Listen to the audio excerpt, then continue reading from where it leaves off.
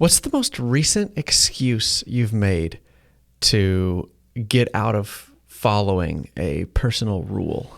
I don't make excuses. What do you mean? No, but we've all got these. I'm just kidding. Of course I make excuses. We all do. I think my most recent one was I didn't go to the gym, but I had a really busy day at work. I was running around. I was running errands constantly. We were here till 5 p.m. I don't even know if I ate lunch or not. And I was like, well, I worked really hard today and I was constantly moving around. So I deserve to stay home and I don't have to go to the gym. Classic example. Classic.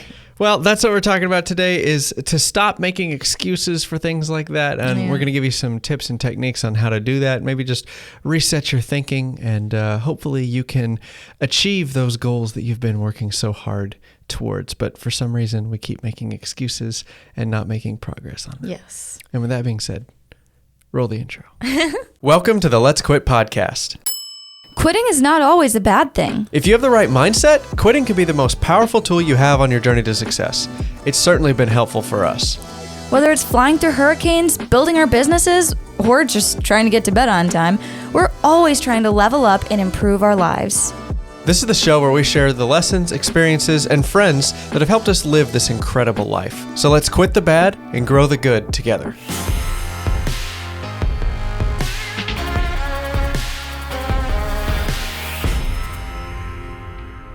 All right, welcome back to all of our continued listeners, and welcome to all the new listeners. If this is your first time, thanks for stopping by. We're really glad to have you. Thanks for stopping by, San Diego. Thanks for stopping by, San Diego. But really, if you would leave a review of the show, we would absolutely love that. If you want to share the show, that would mean a lot to us too, whether it's on Instagram or you just text it to some of your buddies. Make your dog listen to it, really. Yeah. Anything. Bruce does enjoy this podcast. Yes, he does. Listens to it in the truck against his will often. Oh, well, cool. With that out of the way, let's get our book question before we forget. I've got this book, 3,000 Questions About Me. You know what this book is. Sometimes they're deep, sometimes they're not so deep. More often than not, we take them much deeper than they were intended. Need to go. Yeah. All right. What's this one? Number 9 is, which living person do you most despise? Ooh. Which living person do I most despise? Which living person do you most despise? That's a hard one. I will say, if this was my 6-year-old self answering this question, you know what she would say? What? Whoever was inside the Chuck E. Cheese costume. Oh my gosh. Literally, I despised costumes as a kid. They scared me. I would instantly start crying. I don't know why. They just freaked me out so badly. They were just on the border of reality versus not reality. I think what freaked me out is there was a real human and it walked and moved like a real human, but it was not. It didn't look, the outside was not human. And for some reason in my brain, that just freaked me out. I'd start bawling. Yeah. So I don't know. I'm trying to think of somebody I despised and that I just had so much fear for. I'm really good about letting things go. But one thing that I am still holding on to is the Air Force colonel who told us that we weren't allowed to live together in our first assignment. And just straight up lied to us. That's a whole other podcast. But I don't know. It's really hard for me to forgive him for that. I guess he thinks he was helping us. He was protecting our careers over what he thought was just a college relationship. Even though we were engaged. But okay, anyways. Well, he wasn't picking on us personally. Yeah. It was just that was his philosophy on life. Yeah. And protect the career first, the relationship later. Yeah, he thought he was helping, but he really wasn't. And so, I don't know. It's just really hard for me to let that one go. But that's fair. Still praying through it. Yep. We'll work on that one. I've gotten over my costume one, I think, by now. Yeah. Costumes don't scare me anymore. But yours, we'll work on yours. Yeah. But yeah, quick version of the story for those that don't know. We were told when we graduated college that we weren't allowed to be stationed together in the military. But there's this whole program whose sole purpose is to station military couples together at close bases together, or not if they can't get the same base, very closely related so that they can see each other. So we had all our paperwork written up that I was going to live in Arizona. And I was going to be in North Dakota. And we were going to be apart for at least 2.5 years before we could start living together. And we didn't know together. to ask because we were just told by somebody very high ranking that that's what was going to happen. Anyway, it was just a giant mess. But anyway, we're here now and we're together. So Yes. that's the important thing. That is the most important thing. And yeah. So that being said, Story time. man, we got a lot to update you on. We haven't put out a podcast. We didn't do one last week. Sorry, just things got away from us. It's been really a busy 2 weeks. So we actually have a lot to update you guys on, because I think the last podcast we left it on, we had just finished the kitchen table. Correct. It was done. It was done. And we obviously, hopefully you've seen the YouTube video by now, but we have delivered said table. Yes. It went so well. Oh my gosh. It was the best delivery you could have possibly imagined. We told Caitlin and Kobe, the two people helping us out with sales, we told them, we're like, this, it doesn't get any better than this. Like, the delivery that they were on was like textbook, the perfect delivery. Yeah, so I'm so glad that both of them were able to come with us, because not only did they help us load it into the car, because it took quite a few people to get that thing loaded and strapped down. That table was so and heavy. It was like 300 pounds. I know, it looked super thin and sleek and modern, which is what we built it to look like. But That's what she man, it was wanted. heavy. But it was solid white oak, and it was 9 feet long, and it was just so heavy. But it was gorgeous in the space. It didn't look, it matched the space perfectly. Yeah, it looked gorgeous. It looked amazing with the floors. It was everything she asked for. And then I staged it as well. I went out and got like plates and chargers and little silverware, napkins and flowers and candles and all sorts of stuff. I even bought fresh flowers to bring to put in the vase. And then, yeah, so I had it all set up. And then she walked in like a little bit later, because she had just been with the kids out at practice, I think. And she walked in and she almost instantly started crying. She was happy tears. Yes, happy tears. She was so thrilled with how it turned out that she just couldn't even contain herself. And we were like, this is amazing. I'm glad she's so happy. So we've got lots of good footage and family pictures of them standing in front of it. And yeah. It was just a really great time. Super happy we got that delivered and on to the next one. So I don't know what we're going to build next. We teased in the YouTube video, we teased another table. I don't know when we're going to build that one. It's still timeline. Yeah, still that up in one the air. might happen. The people whose table we delivered, they want a coffee table as well. So that might be the next one. I don't know. Yeah. But we've got a lot of cutting boards to make between now and then, because we're almost out. We are almost out. Like I was just in the warehouse like 30 seconds ago looking at the boards, and I was like, oh my gosh, I think this is the lowest we've ever been on boards, and all we're doing is selling more. I'm like, this is scary. Yeah, so we don't keep all of our sold inventory produced. We keep a good chunk of it. But maybe we've been trying to stay at around half. Yeah. If we've got half of the number of boards waiting to be delivered that we have sold, we've probably got enough, right. Holidays notwithstanding. But now I think what we're going to do is we're going to have the lumber in stock, maybe not cut up into cutting boards, but we're going to keep the lumber on the lumber rack for all the boards that we've sold. So that, another pandemic happens, everybody wants their boards or something like that. We can produce and deliver them. And we're not waiting around for months just to get the lumber we need to use for all of our pre-sold boards. I mean, we've got the space to hold the inventory now. We might as well. And so, I don't know. We'll see how long that plan stands. But we also want to start carrying some lumber, some inventory for some table lumber. Again, this summer, hopefully, we're planning on releasing our first batch of kitchen tables, which will be a whole different thing than a batch of cutting boards. Right. But more on that later. We're just excited. We're trying to get comfortable in this space and start to scale the table side, which I'm so excited about. I know. Finally. A year and a half. And and automating the boards. That's kind of like our big goals for the year. So we just got back from Mississippi last weekend. That's why we didn't put out a podcast, is because that just wiped us out. We were too tired. We had a lot to do this last weekend. Yeah, we haven't had a day off in quite a bit because my parents came in, which, I mean, those were kind of days off, but also we tried to take a day off before they came out. We took like a half a day off, kind of. But yeah, we definitely need to take a day off. We'll probably do that this week sometime, but that was fun. I got to see my parents. It's been a while. It's been since Christmas that we saw them. Yeah, I think so. That was fun. Got to show them the place. They really enjoyed it. Yeah, it was their first time seeing it. Yeah, so that was fun. They got to play with Bruce. They always like Bruce. Everybody loves Bruce. But it was a really good time. And I got some new shirts. Yeah. So on our half day that we took off, Jenny's been like slowly replacing her wardrobe. And so, buying a couple shirts here, a couple shirts there. But because when you work from home and you're starting your own business, you're just so focused on doing things. It's like, I don't care what I look like. I don't care if my clothes are in style. Like, we just need to grind. I don't even care. But now I'm to the point that now I'm going out into the community and doing more stuff. Like, I'm hosting more meetups. I'm hosting more, training meetings. I'm going to visit more people. people and events, I'm like, okay, I should probably start to care. Now I'm coming out of my like grind phase, and I'm like, all right, I should probably start caring about what I look like more. Well, you look great. Oh, thanks. So, yeah. And so we were shopping around at the mall on our day off, quote unquote day off. And I don't know, we walked into a store and I saw, I call them Kramer shirts, Cosmo Kramer shirts. You remember, watch Seinfeld. Giddy up. And he always wore these like funky, like Hawaiian rayon shirts. And so those are coming back in style now. And like in the 80s style. Like, it's pretty crazy.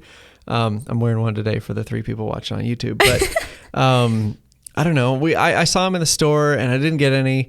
And then I just thought about it and I was like, you know what? I really want those shirts. So late that night, I made a few purchases. Yes. And my late night purchases are not always the best. That sounded way sketchier than I meant it to be. But it's just some shirts, just some button-up. It's either clothes or it's Taco Bell. Yeah. That's pretty much where I spend my money after 9 p.m. Clothes and Taco Bell.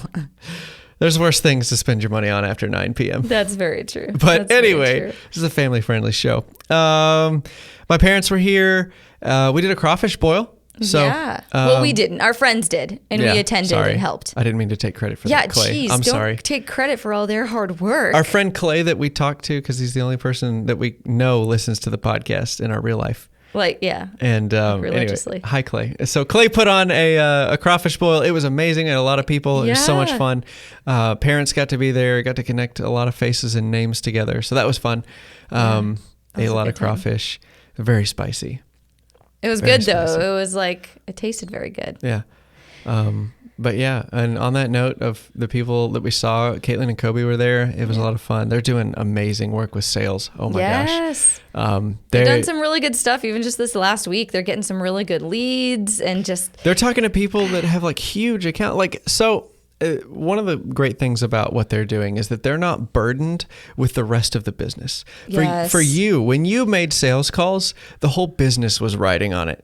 For them, it's not as important. Right. Like, they're just trying to sell a product. Like, to them, it's just a commission check. Because I don't mean to say just a commission check, but you know what I mean. Like, it's not. Like, I could see behind the veil of everything. I knew all the business finances. I knew exactly how we were marketing. I knew exactly how much work went in to producing this product and how to keep it consistent and all that sort of stuff. So for me, when I made a sales call, I'm like, oh, this is really heavy. I feel like I have so much riding on this. But for them, they know just enough information to be really light and free. For them. Yeah. Right. There's no downside for them. So they sent like 20 videos and like I love it. All sorts of phone calls and messages. I love it. Kobe literally like Googled top Houston realtors and just started calling the list. Yes! No fear. And I think one of them's going to buy from him. So they are right on the cusp of making their first sale. I love it. Got to make a big deal out of it when it happens. So we're super excited for that. I'm so stoked. Be on the lookout for that video probably next week. Yeah. I don't know. They're doing a lot of good work. It's just a matter of time till the orders just start rolling in. They're starting at what our level 5 was. Like if level 1 was my first day ever even considering picking up the phone or going to an open house, like they're starting like at level 5. It's just so cool to see them not have to like grind it out as much as we did in the beginning. They can just work. Yeah. So anyway, that's sort of what we've been up to the last couple of weeks. It's been really crazy. Thanks for bearing with us. Yeah. Am I missing anything? I don't think so. I think that's everything we've done. Other than the one thing we're saving for a few weeks from now. Yeah, we'll save that for a few weeks from now, maybe. Yeah. But, anyway, so let's jump into the title topic. Yeah. Here we go. So this show is called Quit Making Exceptions. Yes. What does that mean, Jennie? Oh my goodness. Okay, so we always we definitely do this. I know everybody does this. We all hold ourselves to a different set of standards than we hold others. Like whether you're harder on yourself than everybody else or you're way too easy on yourself compared to everybody else. For some reason, we always think that we are an exception. And sometimes you don't even notice you're doing it. Yeah. I would say most of the time you don't even realize you're doing it. I feel like some of y'all are listening, you feel a little bit embarrassed because you know that that's been happening and you're not happy about it. And so everyone does it, but to strengthen your empathy muscles, like how you take other people's feelings into account, you can't let yourself off the hook. Yeah. So empathy is something that we all need to work on, understanding somebody else's situation, because we give ourselves a pass. We understand our situation and we give ourselves an excuse or a pass all the time, but we don't give that to others. Right. And so to extend a little bit more grace to other people, and just to be a little bit more patient, we need to start not letting ourselves, first off, we need to be more patient with others, but we also need to be a little bit harder on ourselves to show ourselves, hey, dummy, like, this is hard. Yeah, it's one of the things we learned Life in the is Air hard. Force all the time when we were supervising people. They'd always say, "Don't make your airmen do something you wouldn't do." Yeah. Like don't give them such a hard job that you wouldn't do it or you couldn't accomplish it. Yeah.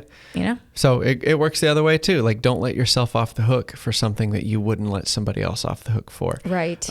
Being late to work is another big one. Like if you're late to work, you're like, oh man, there was traffic. It was backed up. I like flat tire. Like my kid was screaming this morning. I had to and then you come in late, but then, one of your employees comes in late and you're like, you really should be here on time. Like you didn't have a problem giving yourself a pass 2 weeks ago. Yeah. But now you're making it really hard on the people you supervise. So that's just one example. So why should we not let ourselves off the hook, Jennie?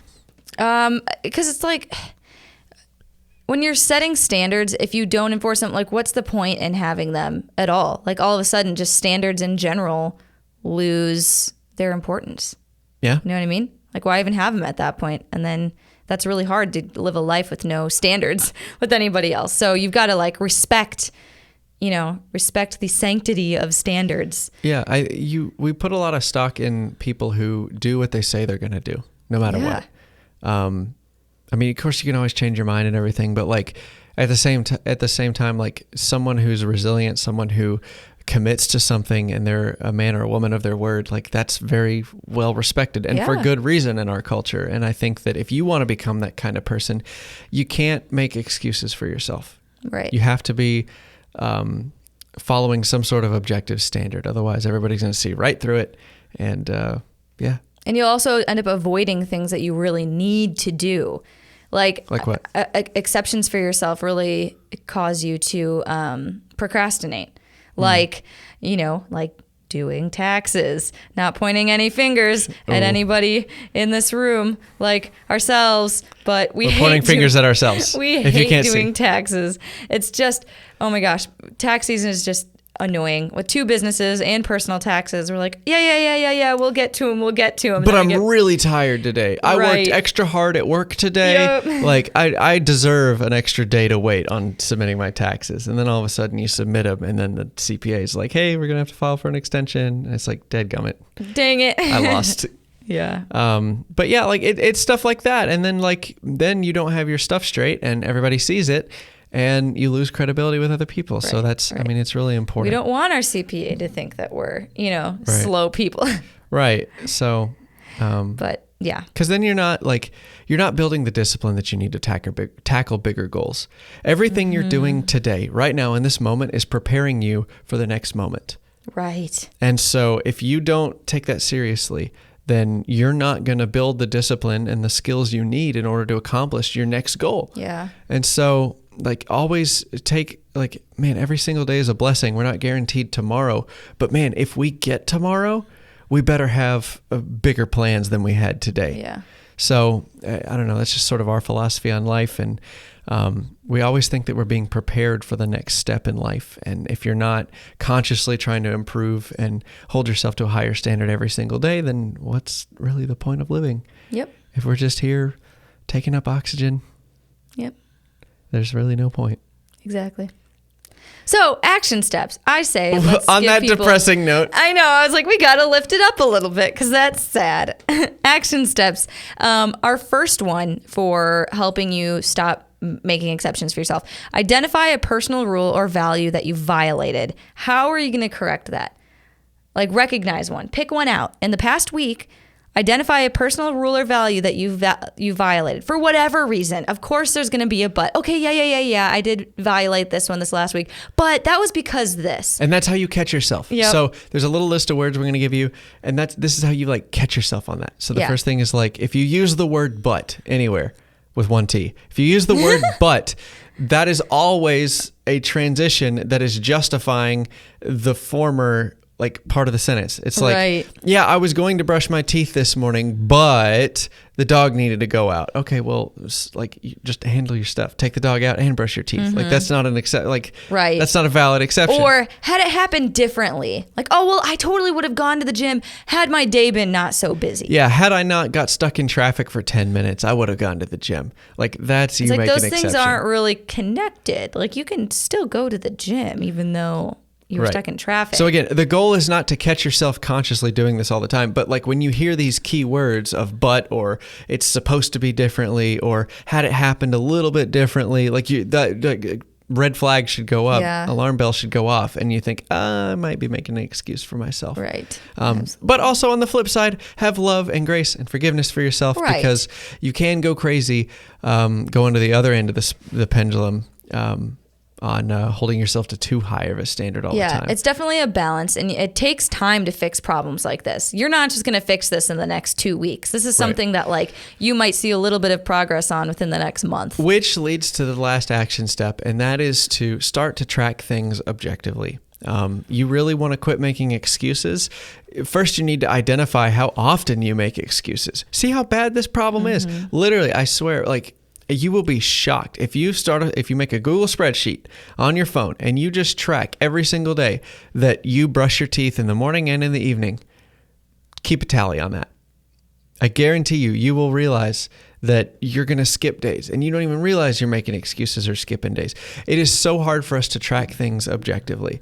It's not even that you're going to skip days brushing your teeth. You're going to skip days of tallying it. Mm-hmm. I guess that's my point. Like, it's not that, oh my gosh, you're gross, like you don't brush your teeth. It's you can't even keep track of brushing your teeth. Like it's Something so hard. you do every day. Like It's that's so the easiest hard thing in the for world you to track something. something. So just know that it's really hard to catch yourself doing something you don't want to do. And so, that's a little exercise in just being self-aware of how not self-aware you are. But that's your bonus action step. Only the advanced level people will do that one. But anyway, that's pretty much our show. We're tired. We're exhausted. Thanks for bearing with us. Thanks for listening to the Let's Quit podcast. Yes, we share haven't the quit show. it yet. We have not. Make sure to share the show with somebody you know who might appreciate things like learning how to just level up in life and being self-aware and honest. Like this episode. This one definitely applied to us, like a lot. Very much. So anyways, it was great having you. Leave a review if you would. 5-star reviews is, our favorite. And hopefully Whatever. next time we'll have our first podcast sponsor. Exciting news. I know. Hopefully people will listen to it more than once. Yay. All right. See ya. Bye, friends.